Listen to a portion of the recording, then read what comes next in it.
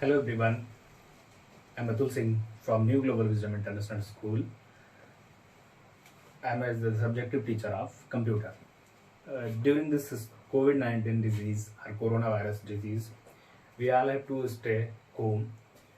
But in this season or in this system, uh, we cannot stop our work or we cannot stop our any immediate task or any immediate work, or in simplification, all of a student you cannot stop the learning. So we should have the year because you should have to learn. जैसा कि इस कोविड-19 या corona virus की बीमारी में हम सभी को पता है कि हम सबों को अपने घर पे रहना है, क्योंकि यही एक सलूशन है जिसके थ्रू हम अपने घर पे रहकर भी अपनी इस बीमारी से बच सकते हैं। लेकिन इस घर पे रहने के साथ साथ हमारे ऐसे भी बहुत सारे काम हैं जिनको हम रोक नहीं सकते हैं। तो उस काम को ना रोकें, या जैसे आपकी पढ़ाई आपके लिए आपका सबसे ज़रूरी काम है कि आपकी पढ़ाई, तो उस पढ़ाई को ना रोकें। ऐसा कुछ सलूशन के लिए हम और हमारा स्कूल या आपका स्कूल कुछ ऐसे सिस्टम्स या ऐसी इस ऑनलाइन स्टडी के प्रणाली, ऑनलाइन स्टडी सिस्टम को हम एग्जीक्यूट कर रहे हैं।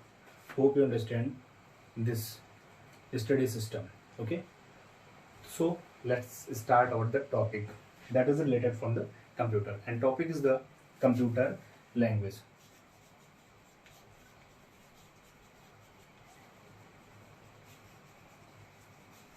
Topic is the computer language. Computer language, computer language होती क्या है? एक नॉर्मल सी भाषा में होती है कि कंप्यूटर लैंग्वेज, सबके दिमाग में ख्याल आते होंगे कंप्यूटर लैंग्वेज होता क्या है। तो पर्टिकुलर हम यहाँ पे बात करते हैं कि लैंग्वेज क्या होती है। लैंग्वेज मतलब एक भाषा। जैसे कि हम आपसे बात कर रहे हैं, हम आपसे एक दूसरे से कम्युनिकेट करते हैं, तो ये हमारी लैंग्वेज होती है। हम उसको हिंदी या इंग्लिश, इन सारी चीज़ों में कम्युनिकेट करते हैं, या किसी दूसरी लैंग्वेज या किसी साइन के लैंग्वेज में अगर कम्युनिकेट करते हैं तो वो होती है हमारी सिम्बॉलिक लैंग्वेज या सांकेतिक भाषा जिसे हम कहते हैं। तो ये हो चुकी हमारी लैंग्वेज। बट कंप्यूटर है, इट इज़ द मशीन। इस कंप्यूटर एक मशीन की चीज़ है, तो मशीन को भी अंडरस्टैंड करने के लिए मशीन से हम सारे काम करवाते हैं, मशीन से अपने बहुत सारे टास्क कंप्लीट करवाते हैं। तो उस मशीनी टास्क को कंप्लीट करवाने के लिए हमें कोई ना कोई लैंग्वेज तो मशीन होगी ना जो अंडरस्टैंड करती होगी, तो दैट इज़ द लैंग्वेज। तो वो लैंग्वेज क्या है? सबसे पहले उस लैंग्वेज का नाम होता है machine language. So first is the machine, first is machine language. Okay, तो मशीन लैंग्वेज सबसे पहले बात होती है कि मतलब मशीन को समझने के लिए क्या होता है, मशीन लैंग्वेज होती है। Okay, and second is the assembly language.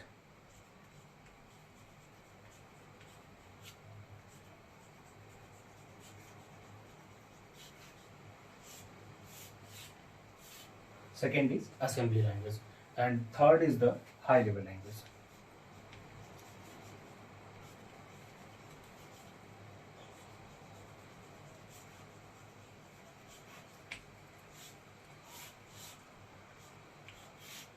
Third is high level language.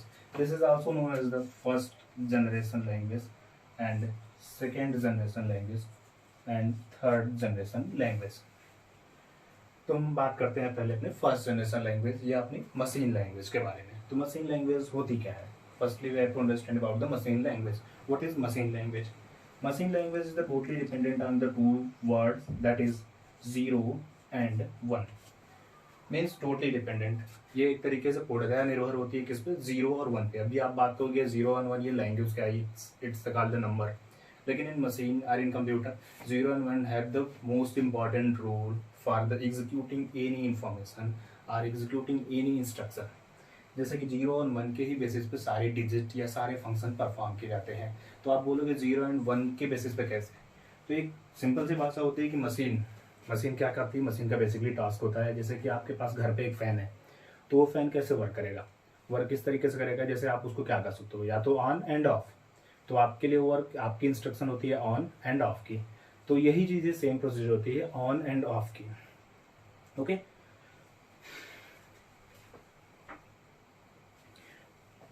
तो यहाँ पे 0 और 1 का वर्क क्या होता है? 0 एक नॉर्मल सी लैंग्वेज में we can say that 0 is the on and 1 is the off. Means 0 indicate करता है किसी भी फंक्शन को एग्जीक्यूट करने के लिए, एंड ऑफ क्या करता है? 1 इंडिकेट करता है किसी भी फंक्शन को ऑफ करने के लिए या क्लोज करने के लिए। तो hope you understand about the 0 and 1। तो 0 and 1 को हम क्या कहते हैं in computer language, we can say about the 0 and 1, it is known as binary code.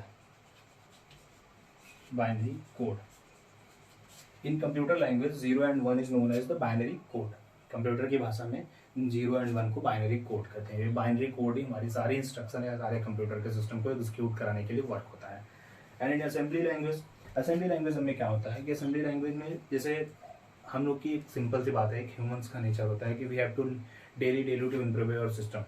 तो हमने पहले तो 0 and 1 की लैंग्वेज को एग्जीक्यूट किया कि ऑन एंड ऑफ के सिस्टम को एग्जीक्यूट किया, तो but we have to need some advance feature. उस एडवांस फीचर के चलते हमें कुछ इम्प्रूव होना पड़ा। तो इम्प्रूव होने के लिए हम लोगों ने कुछ ऐसे, हमारे साइंटिस्ट लोगों ने, हमारे सॉफ्टवेयर इंजीनियर्स लोगों ने ऐसे प्लान्स किए जिसके थ्रू हमारी ये लैंग्वेज कुछ और आसान हो जाए, जिसके लिए हमारा कंप्यूटर वर्क कुछ आसान हो जाए। तो वो आई थी assembly language. Assembly language basically depend on the we can say the collection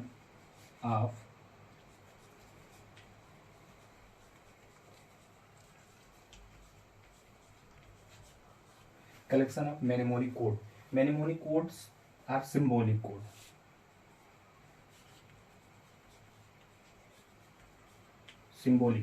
symbolic code मतलब एक तरीके से सांकेतिक भाषा। जैसे किसी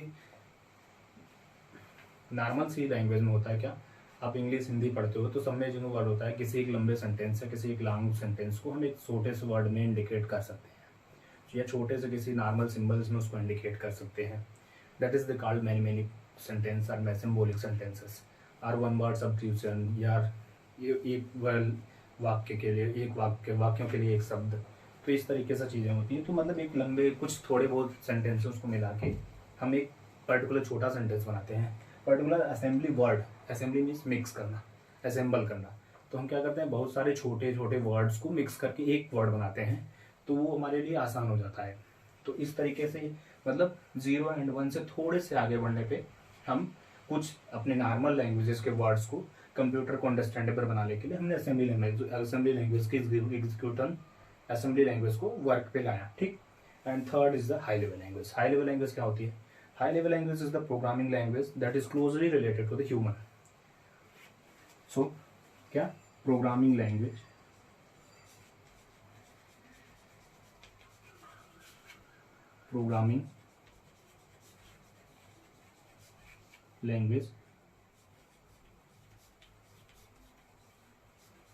related to human.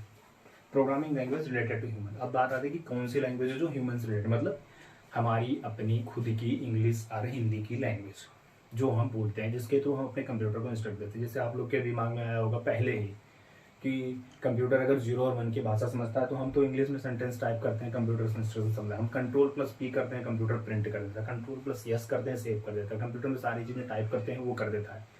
That is the word is हम क्या करते हैं, नॉर्मल लैंग्वेज अपनी इंग्लिश लैंग्वेज अपनी हिंदी लैंग्वेज में वर्क करते हैं रिलेटेड टू द ह्यूमन। तो ह्यूमन की लैंग्वेज क्या है, अब उस लैंग्वेज को हम प्रोग्रामिंग लैंग्वेज में कन्वर्ट करते हैं और प्रोग्रामिंग लैंग्वेज को ही हाई लेवल लैंग्वेज कहते हैं। और उस हाई लेवल के थ्रू हम अपनी मशीन लैंग्वेज में आके वर्क करते हैं। ठीक।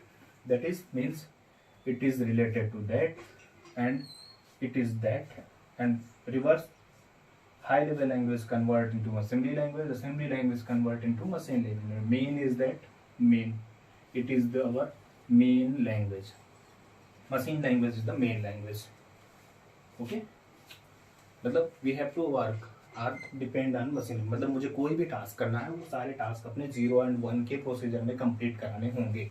तो उसके लिए हमें क्या होंगे, हम असेंबली लैंग्वेज के भी मशीन लैंग्वेज में कन्वर्ट कर देंगे, हाई लेवल लैंग्वेज को भी मशीन लैंग्वेज में कन्वर्ट करें। तो बात आएगी ये कन्वर्ट होता कैसे है। तो यहाँ पे we have to need the converter मतलब जैसे आपके घर पर लाइट चली जाती होगी तो you have to need the electricity supply. तो उसके लिए हम क्या करते हैं, बैटरी के थ्रू लाइट को सेव करते हैं। फिर उसके बाद हम अपने घर के लाइट में उसको एज ए इन्वर्टर के थ्रू कन्वर्ट करते हैं। तो इन्वर्टर का वर्क क्या करता है, ये करंट को चेंज करता है, मीन्स AC to DC या DC to AC। ठीक। Alternate current to direct current और direct current to alternate current. तो same procedure we have to need the converter जो कि असेंबली लैंग्वेज को मशीन लैंग्वेज में कन्वर्ट करे, या हाई लेवल लैंग्वेज को असेंबली, असेंबली मशीन, हाई को इसमें से मतलब जैसे assembly language, machine level language to assembly language, assembly to high level to assembly, assembly to machine level language. This is the converting. Hope you understand. तो we have to need the converter. First converter is that assembly language to machine language. किसी भी language जैसे assembly symbolic code को हमें 0 and 1 में change करना होगा. That is the we have to need assembly language to machine level language. That converter is known as assembler.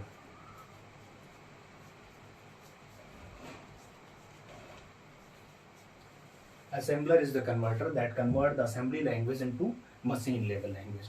मतलब हमने किसी भी सिंबॉलिक भाषा में कुछ भी एग्जीक्यूट इंस्ट्रक्शन दी, उस इंस्ट्रक्शन को कंप्यूटर समझने के लिए हम असेंबलर के थ्रू उसको समझा देते हैं. Is that clear? And the high level language convert होती है मशीन लेवल में, क्योंकि पहले ही बात हो कि क्या जरूरत है असेंबली, तो कन्वर्ट कराना है किसमें, मशीन में ही कन्वर्ट करना है. कंप्यूटर अंडरस्टैंड करता है मशीन लेवल लैंग्वेज को. तो हाई लेवल लैंग्वेज को भी हमें मशीन लेवल लैंग्वेज में ही लाना पड़ेगा. तो मशीन लेवल लैंग्वेज में लाने के लिए दूसरे कन्वर्टर की नीड होती है. That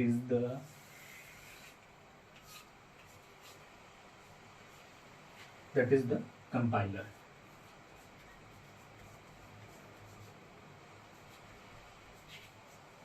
Compiler is the converter that convert high level language into machine level language in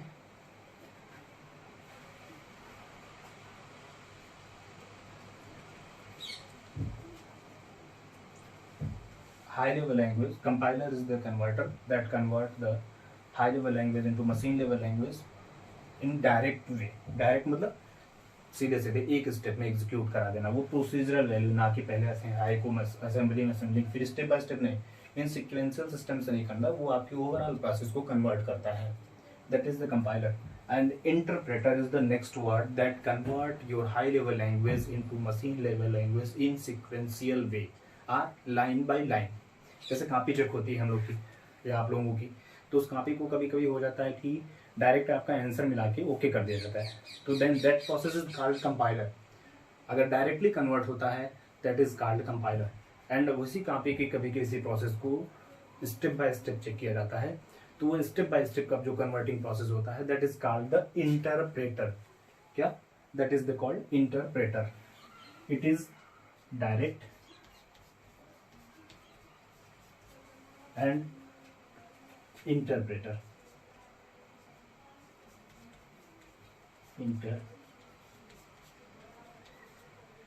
It is line by line. Interpreter is a converter that convert high level language into machine level language in line by line format. Okay, I think this is the topic of computer language. ये है हमारी आपकी computer language. ये and it is the process of computer language कैसे work करती है. Okay, within 1 minute we can revise over overall this chapter. That is the topic is the computer language. Computer language, firstly we have to generate the first generation language, that is the machine level language. जो हमारी main भाषा है computer की वो है machine level language. उसके बाद आती थी कि ये असेंबली लेवल, ये 3 प्रकार में डिवाइड होगी. ये थोड़ा सा इंप्रूव करके असेंबली लेवल लैंग्वेज बना. असेंबली लैंग्वेज को मिल के हाई लेवल लैंग्वेज बना. असेंबली लैंग्वेज क्या होता है? एक तरीके का कलेक्शन होता है जैसे भी सिंबॉलिक या मैनी कोड्स का. जैसे एक नॉर्मल सी भाषा को हम किसी न किसी सिंबल के सिस्टम में अगर कन्वर्ट करते हैं दैट इज द सिंबॉलिक उसको. एंड हाई लेवल लैंग्वेज क्या होता है? सीधे सीधे आपकी नॉर्मल भाषा या programming language closely related to the human. Means आपका इंग्लिश सेंटेंस, आपका हिंदी सेंटेंस, आपका उर्दू सेंटेंस से जो भी हो, that is the high level language. But we are as we discussed before, the machine language, main language is the machine level language. Then we have to need to convert the high level language into machine level language and assembly language into the machine level language. In the process of converting assembly language to machine level language, we have to need the converter that is called the assembler. Means assembler convert the high level language, assembly language to machine level language. And in the process of converting high level language into machine level language, we have to need the converter that is called the compiler. And same procedure, that is the interpreter. Means compiler is the process that convert high level language into machine level language in direct way. Okay, and the interpreter is the converter that convert high level language into machine level language in line by line process. Okay, thank you. That's all. I think hope you all understand what is computer language and how many of the types are its function. If there is any confusion, kindly consult the schools or kindly consult the subject tutor. Thanks. Have a nice day. Stay home, stay safe, and stay steady. Keep maintain in your study system. Goodbye. Have a nice day.